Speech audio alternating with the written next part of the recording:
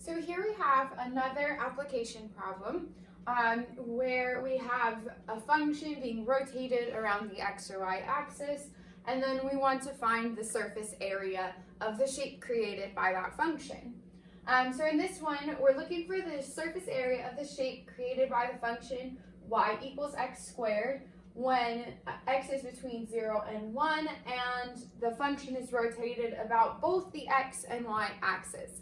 And this problem will help us see the difference in these two different surface area formulas and the need to pay close attention to what the directions are. So first I've drawn the graph of this function. This should be a very familiar function, y equals x squared. And we're just looking at the interval from 0 to 1. And so we know those will be the bounds of our integral. And that this will be our function.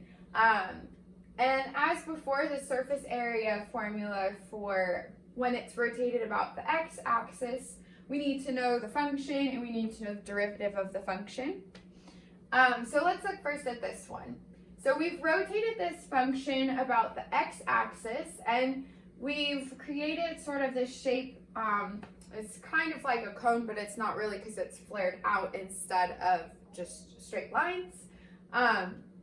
And so we've got this shape and we're looking for its surface area. Since it's rotated about the x-axis, we know to use this formula. And we know what the bounds are, we know what the function is, we need to find what the function's derivative is.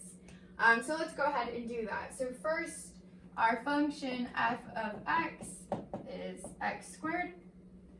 And so our derivative function is 2x. So I'm just going to set this up. I'm not actually going to solve the integral. That's something you could do on your own as good practice. So our interval is from 0 to 1, so those are going to be the bounds of our integral. And then we have 2 pi times the function, so that's times x squared, times the square root of 1 plus the derivative of the function, which is 2x squared dx. And so if we were to solve this integral, it actually would be pretty complicated. A way I thought of doing it, we would need to use both trig substitution and by parts integration twice in order to solve it. There might be other ways to do it, but that's my suggestion if you want to try it. This ends up being quite messy of an integral to solve.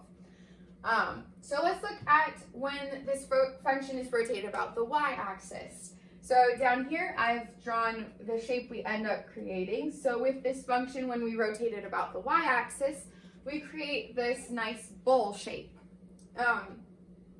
And so we're also given a different formula for when we rotate a function about the y-axis. Our integral is going to still be from a to b, same bounds, of 2 pi, that's still there, times x. Instead of times the function, it's just times x. And then we still have this part here times the square root of 1 plus the derivative of the function squared. And so let's go ahead and plug in the formula for this. So when we rotate it about the y-axis, we're looking at the integral from 0 to 1 of 2 pi x times the square root of 1 plus, and then our derivative is 2x squared dx. And this one becomes much easier to solve. We can do kind of a simple u substitution in order to solve this integral and to find what our surface area is. So that is a summary of the differences between the surface area created when a function is rotated about the x-axis versus when it's rotated about the y-axis. And this is why I really suggest drawing out what's happening with your function whenever you're given a word problem like this, because it will help you see what you need to use in order to solve it.